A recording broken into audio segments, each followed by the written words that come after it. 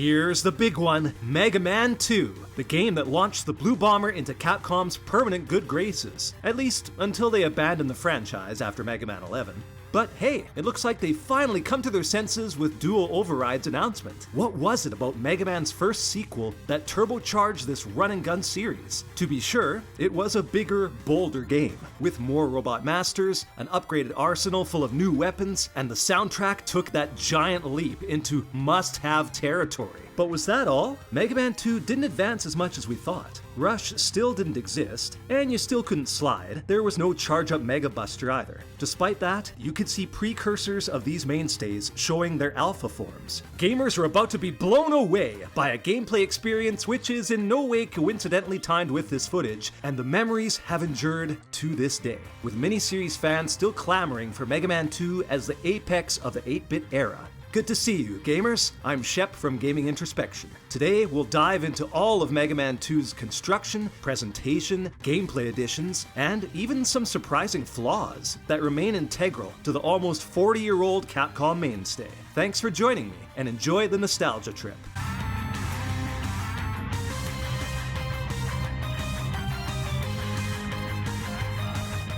Today, we're not going to start here, like we did with the original, because, well, we've torn that abomination apart enough. So instead, let's begin here! If this was your first impression of Mega Man 2, I'd forgive you for not having high expectations. But let's be optimists here. Mega Man is colored correctly this time, and the suit looks more form-fitting. The setting at least kind of resembles a Mega Man stage, with a river of lava, perhaps stemming from Heatman's home base. Dr. Light even makes an appearance. Exactly why a 70-year-old scientist is active on the battlefield eludes me, but hey, he's there. The title is much more prominent, and they at least used the entire space this time, instead of shrinking the art into a small rectangle within the cardboard rectangle of the box so they could prioritize corporate logos and high-resolution graphics. Though on the actual box, yeah. Let's be real, it's still putrid and awful, isn't it? Look at this pea shooter he's got! Never mind the fact that 2 years in, the artist still didn't recognize it's supposed to be an arm cannon. It looks even worse than the first game's water pistol! The guy who's supposed to be Mega Man remains human, and he still looks like he's on the wrong side of 40 years old. And if it weren't zoomed in so far, we'd mistakenly believe his eyes are closed. Maybe that's why his aim is so god-awful. He's not hitting anything with a shot like that, especially not Quick Man of all robots. And wow, that expression. It would suggest pain of some sort. But he's not getting hit. I wonder what could have... Oh God! Why is his ankle broken? Feet do not have that range of motion, and it's another thing that makes this guy not look like a robot. Not to mention a robot's ankle wouldn't have that problem. There shouldn't be an ankle! Hey kids, buy this game. Play as a blind, crippled, middle-aged man who looks like he's about to get dusted. It's no wonder why Dr. Light is hiding, but he's hiding behind Crash Man. Why is the benevolent scientist hiding behind a pelvic thrusting robot? It almost looks like he's giving orders for these two to kill the human imposter. Maybe Dr. Light knows that the real Mega Man is just a bit late, and he just wants to get this doofus out of the way. Anyway, the Japanese box art, unsurprisingly, is miles ahead of this, although Mega Man's face looks very weird. And it appears as though he and the Robot Masters are all part of a big fighting team that's going to take over the world together. Still, it's much better than the box art that was released throughout most of Europe. Check it out! Mega Man looks like a half-completed cyborg. Flesh on one side, but then armed with a shimmering diamond bowling pin on the other. Is he going to clobber Dark Samus with it in battle? They do at least represent the intimidating fish robot and the Mecha Dragon Boss. But what in God's name is that on the mountain? It looks like a sumo wrestler merged with a white tiger to make some kind of hideous sin against nature.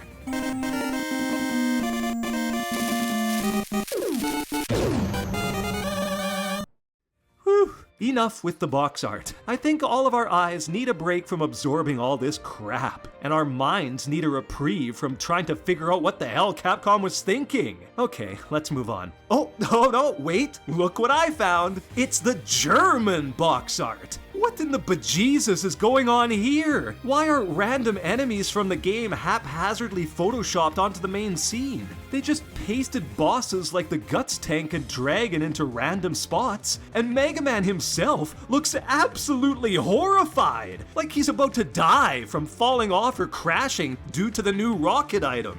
To top this all off, you've got an extremely realistic portrait of Dr. Wily glaring into your soul. Oh man, this is too much. Let's blow these all up.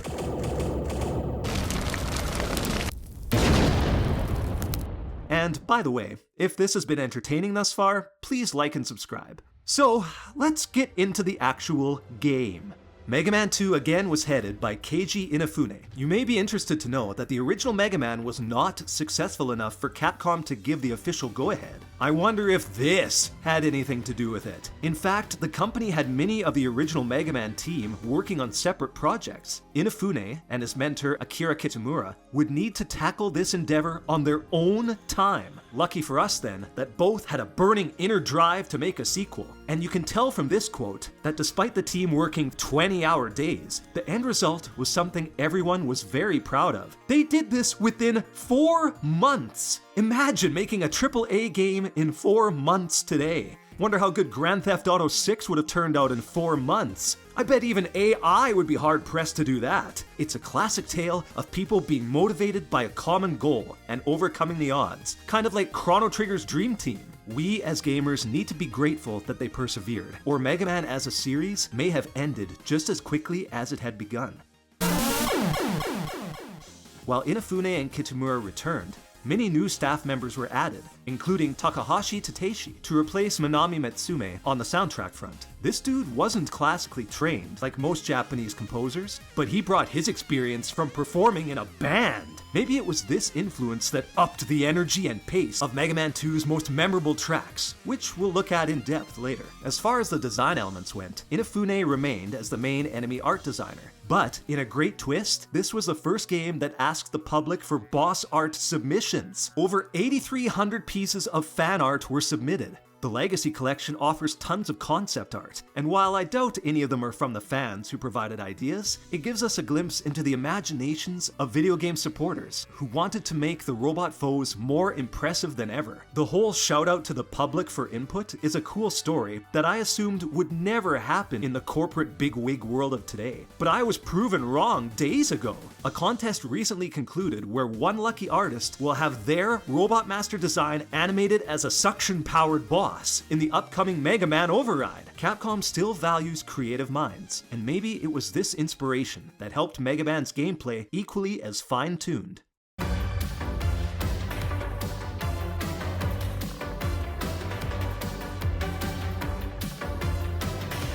We may think of Mega Man 2 as this revolutionary entry that established the entire series. The truth is that many parts still weren't there yet. His arm cannon was still a staple, with its 3-shot bursts, while effortless jumping and landing controls combined with a constant full-speed run cycle and ladder climbing and sniping to make up the extent of Mega Man 2's natural abilities. This entry included some jumps that stretched the limits. You don't have much room for error on some of these, but you could be rewarded if you were good at it. The flow of the game also was carbon copied from Mega Man's debut. You choose a stage, fighting through it, battling smaller robots, before getting to the lair of the robot boss, which you would challenge in one-on-one combat. The later features of sliding and charging your cannon were still sequels away. But I'd be remiss to not acknowledge the big advances. First and foremost, 8 Robot Masters instead of 6. Not only did this make for a longer game, it made the rock, paper, scissors style of matching Robot Master weapons to their comrades' weaknesses more challenging. In addition to the standard onslaught of robotic monsters, the development team included more challenging foes, like frogs that spawned smaller little toads, and these godforsaken chicken-like like birds who soar overhead, drop an egg, which explodes into dozens of swarming tiny birds that assaulted you on the ground,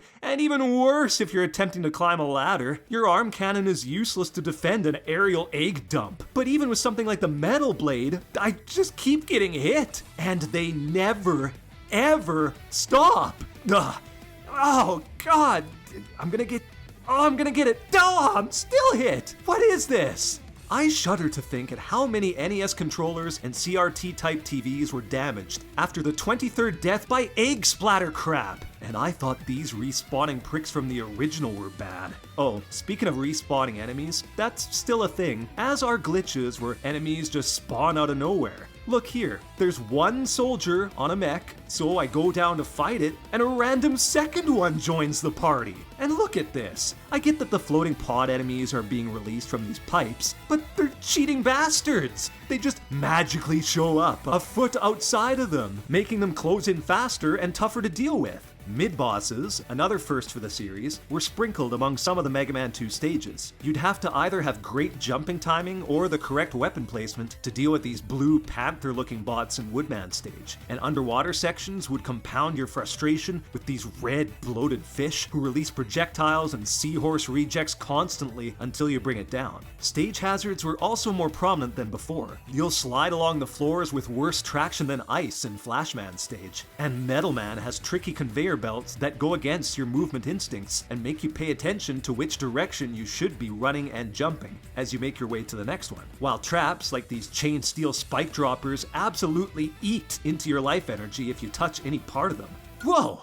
I got hurt so bad, I disappeared. Wily's Lair in particular has some unique on-rails platform rooms that you need to carefully scout and understand where and when to jump. The boss lairs themselves have a more maze or labyrinthine-like feel, with hidden paths and shortcuts you need certain abilities to get past, and there's a bit more freedom in routes that you can take. In the original, it was pretty much just full steam ahead. As far as removals from the old game, that useless score system was chucked, which to this day still baffles me, as it had absolutely no impact on the game. This meant less time collecting useless score pellets, and more time picking up valuable item drops instead. Spikes weren't as prominent as the first game either, or as unfair, but they still showed up as instant death hazards you had to be wary of, including underwater, which is slightly more common, and fully embraces the jump as high as you want feature that the original lacked. I'm glad Capcom made this switch, as it gives the gameplay a different wrinkle during these instances that you're fighting mechs under the sea,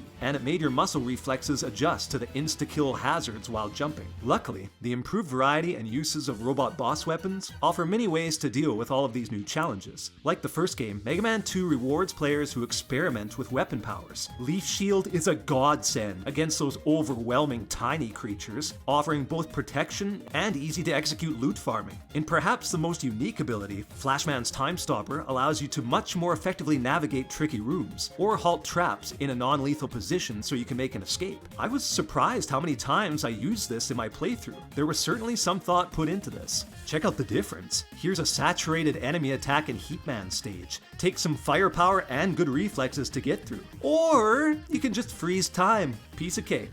Annoying slinky enemies will dash along the floor, but if you use bubble lead, or lead, there's some arguments for both pronunciations that we won't go into here. You can ambush them before they get to you. Use the air storm to destroy many overhead foes at once, or demolish weaker enemies. Crash Bomber can destroy barriers, and several stages include these walls as shortcuts you can access to safer routes or more power-ups. They went a bit overboard with this though. Stay tuned. Metal Blade established itself as a very jack-of-all-trades weapon. Its ability to be thrown in 8 directions was a huge innovation, and it wasn't alone. Atomic Fire's charge-up ability was a very high-risk, high-reward function that enabled players to use one weapon in several different ways. I'm guessing it was the precursor to Mega Man 4's chargeable Mega Buster. Others weren't quite as remarkable. Quickman's boomerangs are functionally similar to Cutman's weapon, and they provide the same use and even mostly the same animation. Still useful in tight quarters though, and it's effective against some surprising bosses. In response to the difficulty complaints of the first game, power-ups were much more prominent. Minor graphical updates were given to the weapon and health capsules that would restore your energy, and they would maintain these form factors for many years following. A sad thing is that the legendary Yashichi item, which completely reloaded your entire arsenal, was already cut from the first sequel. It's probably because mini stages had farming sections, with pathetically underpowered enemies, where power-ups would just get handed out to players like candy. Who would ever need all of this? Even one-ups are not uncommon to get. You just keep shooting until you get what you want. This made it impossible to run out of resources, and it's a bit overdone in all honesty. The developers also added new items to help players navigate the levels. You acquire them automatically after certain bosses, which is much better than obscurely hiding an essential item as a weird green blob eye-looking thing which you need Gutsman's power to get to. Item 2 in particular seems like a precursor to the Rush Jet from future games, and it is handy. Would you rather take a chance on clumsily navigating those dreadful disappearing boxes where one false move means death? Or would you rather just fire up a rocket, stand on it, collect a 1-up, and chillax? This makes me even more confused at the German box art. What's so panicky about this? It doesn't go any faster than you can run. The second game also introduced the famous energy tanks, though you could only collect 4 of them at one time. This game was still trying to preserve its hardcore difficulty to some extent. These came in handy, especially during the final fights, where you may not have the resources to triumph otherwise. Although, why are some of them in such easy to find locations, like in Metal Man's stage? Weak. Look, oh, there's another one. Yeah, check out my masterful jumping skill. Oh yeah. Now, just gonna get out of here. Yeah, aw, damn. Ugh, this is before I got that jet item too. Mega Man's innovative rock, paper, scissors gameplay is brought into even sharper focus here, with extra bosses and more unique weapon attacks and things to deal with. Woodman's got that almost impenetrable shield and demands precision movement and jumping to dodge his attacks. Airman's tornadoes and wind gusts make this dodging mechanic even more challenging. Oh, good God, you can see how much I suck. Bubbleman's the first Mega Man boss to have an insta-kill hazard adorning its ceiling, and Flashman is slow and pathetic. But he does have a cool ability to freeze you in time. Conversely, Quickman makes Elecman's previously agile movements look positively sluggish, as he leaps, bounds, and dashes all over the damn place. Like before, choosing the order in which to confront each boss is paramount, though, unfortunately, there are too many double weaknesses this time around, so you can get away with not having the best weapon when it comes to disposing Wily's henchmen. We'll cover that in detail a bit later. Still, the variety of names, attacks, and strategies is a great improvement. And if you use the complete wrong weapon, like a bomb against Heatman, you'll completely refill the life gauge. So there was definitely thought put into it. Once you've triumphed over the 8 bosses, another huge addition that would become a series staple emerges in Dr. Wily's Castle Fortress. We can't imagine Mega Man without this today, but it never existed in the original. You just instantly teleported to some random location. Mega Man 2 gave gamers a big surprise, intimidating them with an expansive layout as they progressed. You were never quite sure when or where the game would end. Like the original, these were unique, unpredictable stages which had some one-time only bosses occurring, like that hilarious Gutsman-adorned mech army tank thing, and annoying abnormalities, like a robot that constantly reconstructs itself, using 2 tiles from the floor and walls. Yeah, this one pissed me off. You are given no indication or foreshadowing about which blocks will activate, so you just play it enough times that you can better anticipate it, because it's impossible on a first go. Oh, damn it! Ah!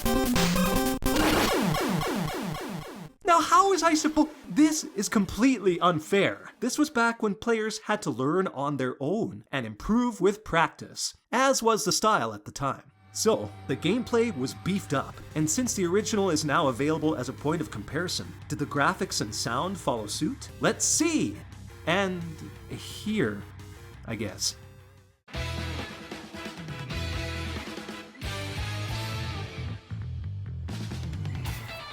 When you booted up the original Mega Man, you were greeted with no music, No background art, not even Mega Man himself, just a title screen with an enlarged Mega Man logo, and it transitioned right to the stage select screen. Mega Man 2's polish really stands out in its presentation, right from its opening screen, complete with plot dialogue, a gradual build-up in music, and scrolling effects as the camera pans up the skyscraper, building the anticipation before Mega Man himself appears. It's astonishing that this game was, in all honesty, a personal labor of love from Inafune and his disciples, crafted in 3 to 4 months. The bold colors, real-time lighting effects, and details are pumped up considerably from the first game. Look at any environmental element and you'll see the positive changes. Remember that static water area in Iceman's stage, pathetically devoid of any animation? Now you've got flowing waterfalls in Bubbleman's stage background, frothing as it hits the pool below, with little air bubbles rising as Mega Man traverses the depths, and splash effects when objects enter or exit the liquid. Look at the layers of machinery chugging away in Metal Man's factory background, or the almost hypnotizing flashing rhythm of the wall and floor panels in Flashman's arena. And it becomes clear that you're diving into a much richer setting. Even areas with very similar themes have noticeable upgrades. Fireman's magma chamber has that flickering lava pool and flat backgrounds, while Heatman's has a flowing lava river, with the background cleverly showing a huge depth of field in a cool visual effect. Despite miles of ladder climbing, you never saw a cloud in Mega Man, except in the background of Iceman's stage. But now, you'll witness larger, billowing puffs that pulsate and can push Mega Man to the background as you precariously jump through Airman's ascension. Although there are a few holdovers from the original game, like the iconic METs and these shield soldiers, who are now doubly aggravating, as they often mount these walking mechs before you can dispose of them. Many new enemies have more personality, like those ridiculous frogs, shelled enemies that come in 2 parts, bouncing pogo things crossed with helicopters, clown-like jester bots that run on rotating gears, and fish that look like Dr. Wily stole Robotnik's Chomper robot plan and injected some mechanical steroids into it. Although, I guess Wily did this all first. We'll call Eggman the plagiarist here. The scale has gotten bigger to match the feel of the whole game, especially the mid-bosses that fill up large parts of the screen, with tons of individual mechanical pieces that you can observe, some of which are vital to finding a weak point, like this headlight on the big fish. The art style is just a more grandiose feel that even makes its way into the boss selection screen. What's more intimidating? This half-inch tall sprite of Cutman, which matches his in-game model, or the sneering scowl of Woodman, the cocky smirk of Quickman, or the absolute death glare of Metalman that could give Luigi a run for his money. It gave so much more personality to the foes you were pitched against. Dr. Wily's cinema scene alone gave the whole game more of a dramatic presence, as he taunts you from his ship before fading into the distance as he retreats to his ominous, monstrous skull castle, giving you a sense of just how huge it is as you gradually persevere through it. The epicness continues as you near the conclusion, with seizure-inducing flashing effects blinding you when you destroy some of Wily's most treasured weapons of war. The ominous outlines of similar foes were cool in Mega Man, but these effects? Oh, they were next level. And Mega Man himself was basically unchanged, so he wasn't a direct beneficiary of the improved tech that Inafune and crew were using. Each of his animations and basic sprite design carried over completely from the first game, even his death explosion. All of this was a bit disappointing, and some environments get a bit lazy. In one stage, there's clouds that just stay static. Also, there's still some instances of slowdown and screen flickering. Sometimes it's so bad, Mega Man disappears entirely, and some weird glitches abound, like this flash freeze effect I encountered after beating Metal Man. Enemies might disappear altogether, which is great, or reappear for no reason, which pisses me off. Or here, I press pause and the whole area around me vanishes. So most elements were enhanced, while others didn't evolve as much as we'd have liked, such as the boss rematches being contained to a single room instead of spanning multiple stages. But did the sound hit the right notes?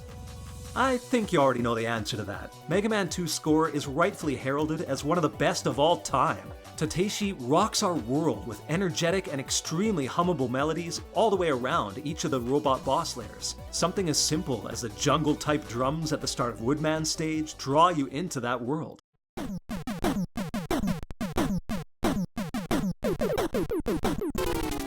While Flashman's techno really nails that feeling of venturing into a trippy, unfamiliar setting.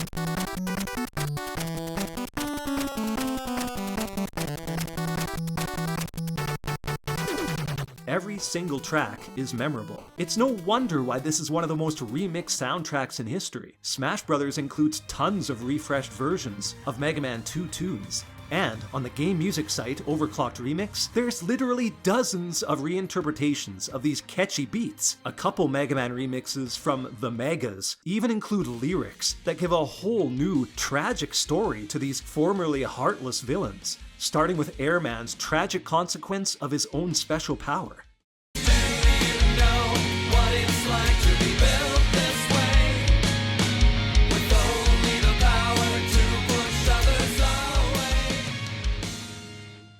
And especially Quickman, portrayed as a Wild West-style hero trying to save his home from the Blue Bomber.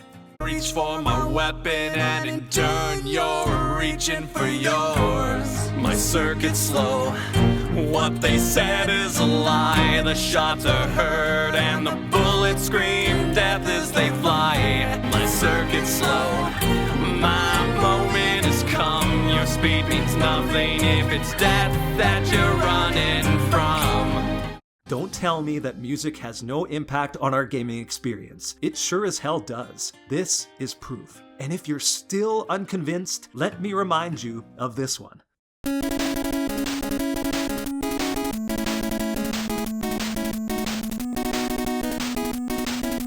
How can a 38-year-old riff on ancient hardware still be this enjoyable to listen to today? No idea. But it is. No, not all of the tunes land, especially the second half of Dr. Wily's Castle music. It's just the same few notes in a higher octave each time, and is repetitive as hell.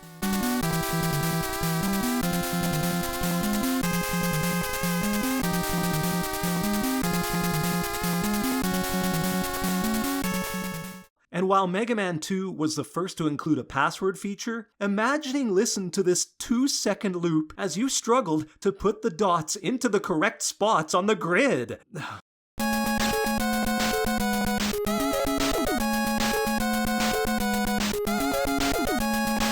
Stop. Oh, God. Oh! Your ears would puke if they could. Seriously, what did we do to deserve this? Oh, there, finally done. Whew. Oh, damn it all to hell! It redeems itself with a surprisingly moody conclusion, which cuts the music altogether as Mega Man journeys through a dank, deep cavern, building up the tension. I thought these red drops were just here to add to the oppressive atmosphere, but no, these are deadly little balls of spit. 3 hits, and you're dead. Tying the whole presentation focus together, we have to give accolades to Mega Man 2's ending. For such a simple premise and gameplay style, Capcom was already making players feel emotional with the hopeful but somber music playing as Mega Man makes what seems to be an arduous, extended journey home, discarding his helmet at the end to make reference to the fact that his battling days are over, and humanity can finally take in this natural beauty around them undisturbed. Until a few months later when Dr. Wily returns. But that's beside the point. It's amazing how an NES game about a robot shooting other robots could elicit such human emotion in its conclusion. Even legends like AVGN paid an homage to it in his own work. That's how you know that this was special. Now that we've touched such a nostalgic and charming nerve, let's tear it all away, because Mega Man 2 is not a flawless experience, as much as some die-hard fans wish it to be so.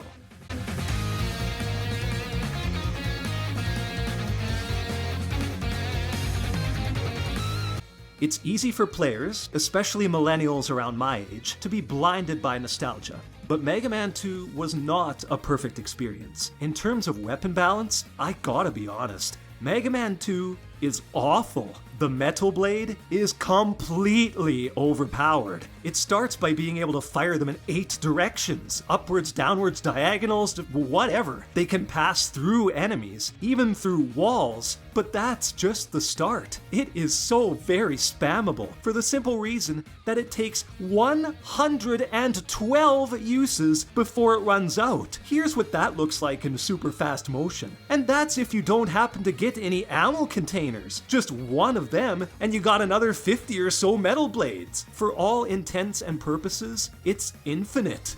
This wouldn't be such a big deal on its own, but as it turns out, the Metal Blade is the weapon that most robot bosses are weak to. Bubble Man gets thrashed by it, Flash Man trembles in its wake, and Metal Man himself, during the boss rematch gauntlet, which is supposed to be super imposing, dies in one hit from his own weapon. So that's nearly half of the regular stage bosses weak to the easiest to use, most spammable weapon of destruction. Wow. It's no wonder why the Smash Bros. Mega Man made that his primary projectile. This boss problem isn't just to do with Metal Blade. Almost every master has more than one weakness, so picking and choosing your order loses a bit of its weight. And I prefer the old games method here. Woodman's shield looks imposing, but he's weak to Air Tornado, and both Crash Bomber and Atomic Fire can be one-hit kills. Like, come on, try a little. Other weapons that have cool uses, like Flash Stopper, are rendered almost pointless by awful design choices.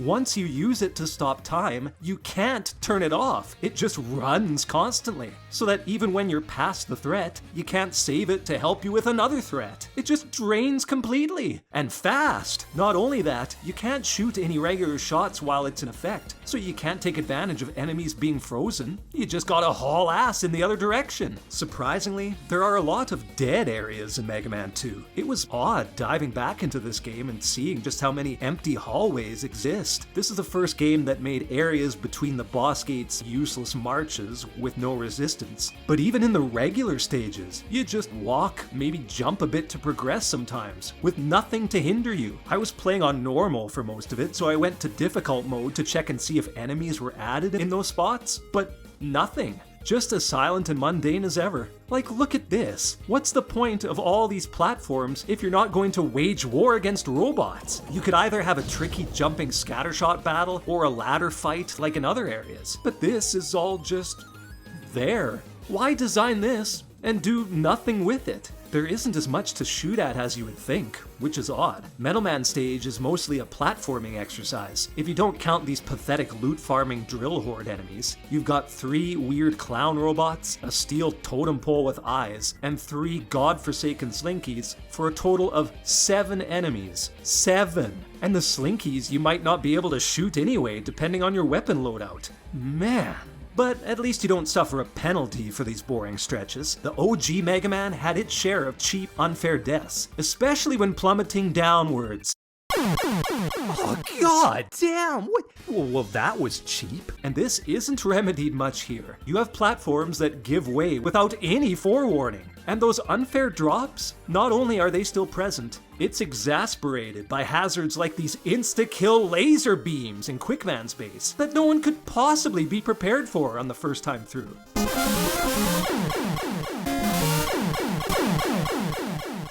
By the time you have the thought of, oh, hey, maybe Flashman's time stop weapon might help, well, you'd be right. But that light bulb moment probably occurred after you died 23 times across half an hour worth of struggle. And if you run out, you're still dead.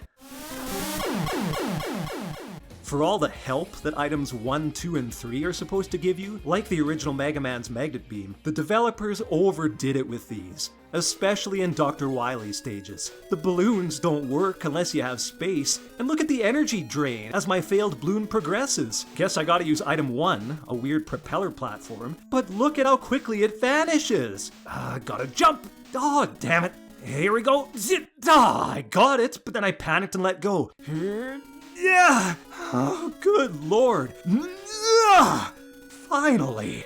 look at this scenario. You obviously have no means of getting from this point to that one without using an item. Item 2's rocket seems like it should work great, but you can't steer it once you stand on it, so you're unable to make it high enough to reach the ladder. Even if you place it as high as possible, you're still plummeting. So you resort to item 1, that damn floating helicopter pad, but you put yourself so high and not far enough. So you fall and you gotta try again.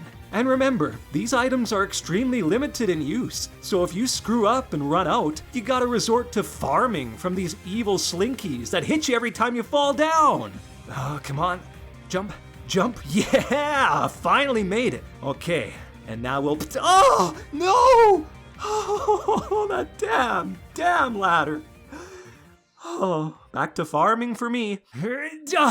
I did it. Okay, let's see what's at the end of this stage. Oh, okay, it's kind of an auto-scrolling jumping section. I'm kind of getting used to this. No, what?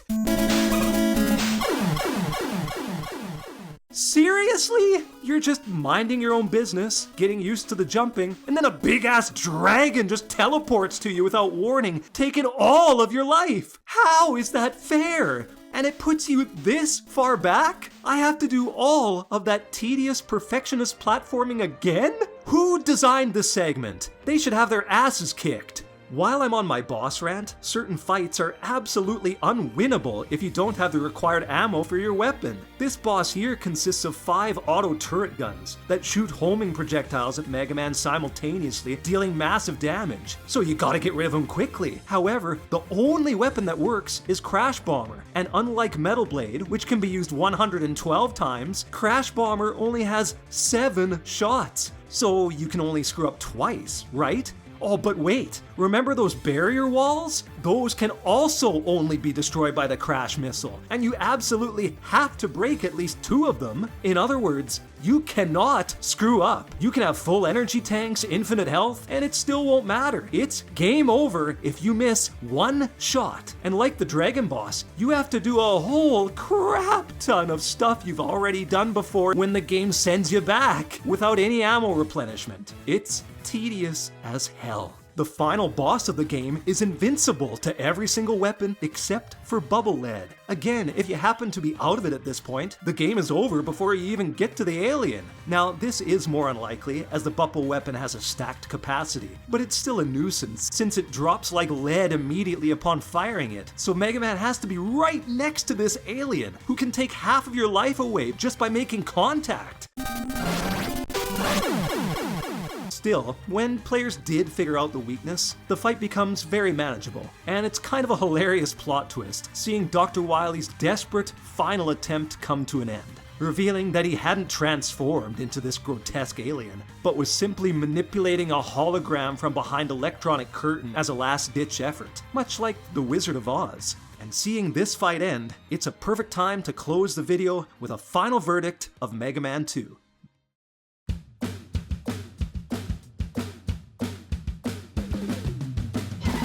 Mega Man 2 is so highly regarded because what it does well, it does exceptionally well. The graphics and sound are so much improved over the original, it almost feels like Dr. Light secretly installed a supercharged adapter into your NES. The soundtrack is one of the first to ever make it into the mainstream consciousness after Super Mario Bros. And Zelda. Series staples like mid-boss enemies and energy tanks became the series standard, and even the design of previously introduced items like energy capsules were finalized. This is the game that set in stone the game progression millions of gamers have come to expect. Using trial and error with your weapons against 8 separate Robot Master stages hones your skills before making it to Dr. Wily's castle, where the challenge spikes rise and unpredictable bosses become a delight to behold. Oh, except for that one. But let's not fool ourselves into blind reverence, because there were still flaws. Some are small, like those dead areas with nothing to do, but the unwinnable boss fights that punish the slightest mistakes, absolutely awful power balance, and varying degrees of usefulness of the Robot Master powers, and some unfair platforming and frustrating tedium of getting sent back several screens with no resource replenishment were all very prevalent. If you go back to it today and challenge the the game legit without any emulating handicaps, these problems will rise to the surface. Still, it's not a surprise how Mega Man 2 made the series take off well past the million mark in sales. Its presentation incorporated some cinematic, suspenseful, and even emotional elements at key moments, which was unexpected for such an arcade-style, high-action series. Brand new bosses had much more personality and character than the original 6, and while the weapons you gained from them were unbalanced, most of them are still fun to use, and the number of innovative ways you could deploy them, including shields and chargeable fireballs, was a precursor for more innovation on the series' horizon. Mega Man had truly entered its 8-bit peak,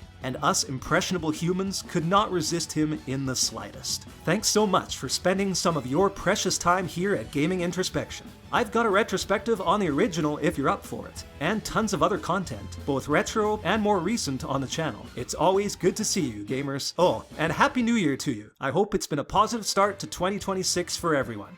Take care.